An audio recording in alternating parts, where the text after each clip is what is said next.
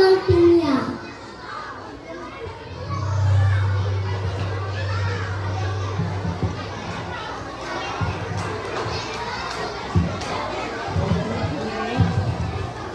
Sa lungsod ng Pasig, may isang malayong barangay na tinatawag bilang Bitaugan. May magkaibigan na ninirahan dito sila Penpen at Yaya. Mahilig sila magtanim ng mga halaman at maglaro na parang mga prinsesa. Kaya palaging nakasuot ng korona.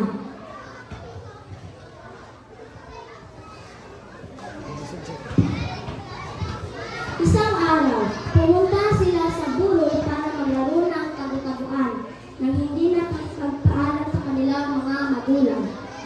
Habang nasa daan, may napansin silang hardina na punong-punong kakaibang namulaklak na mga halaman.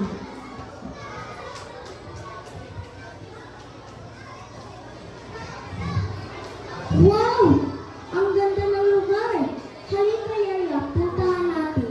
Pagyaya ni Penten. Oo nga, tara na Penten. Masayang sagot ni Yaya.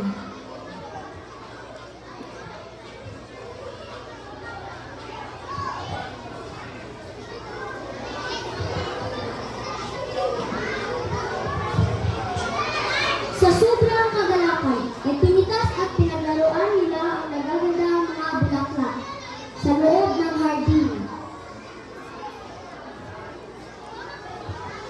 Biglang gulat nila na may lumitaw na isang napakagandang diwata sa kanilang harapan. Hindi ko nagustuhan ang ginawa ninyo sa aking mga bulaklak. Wala kayong pagpapahalaga sa aking mga tanim. Galit na wika ng diwata.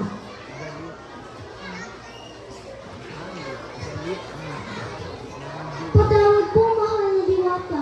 Hindi po namin sinasadyang paglaruan at sirain ang inyong hardin. Naiiyak na sabi ni Penten. Dahil sa inyong ginawa, bibigyan ko kayo ng isang kaparusahan. Gagawin ko kayong isang kakaibang halaman na magpapaalala sa mga kamalian na inyong ginawa sa aking hardin. Galit na sabi ng diwata. Gumagabi na lang hindi pa nakuwi ang mga kaibigan.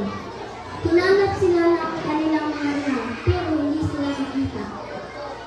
Clara, nahanap mo ba ang anak mo?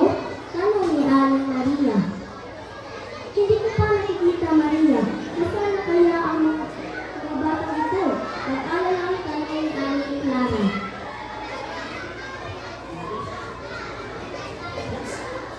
Ngunit lumipas ang mga araw, ay hindi pa rin nakauwi ang mga kaibigan. Isang matandang babae na nakatira malapit sa burol.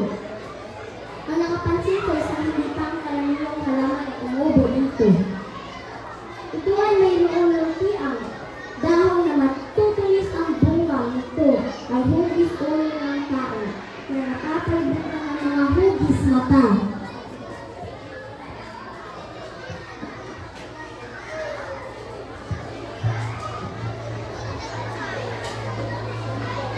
Nang marinig ng mga magulang ng mga kaibigan ang tungkol sa halamang tumutubo ito, ay agad nilang ito pinuntahan.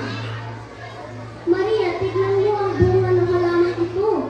Ang mga mata nito ay kapareho ng mga mata ng ating mga anak. Naluluhang wika ni Aling Clara. Mayroon din itong parang korona na katulad din sa ating mga anak. Dagdag ni sabi ni Aling Maria.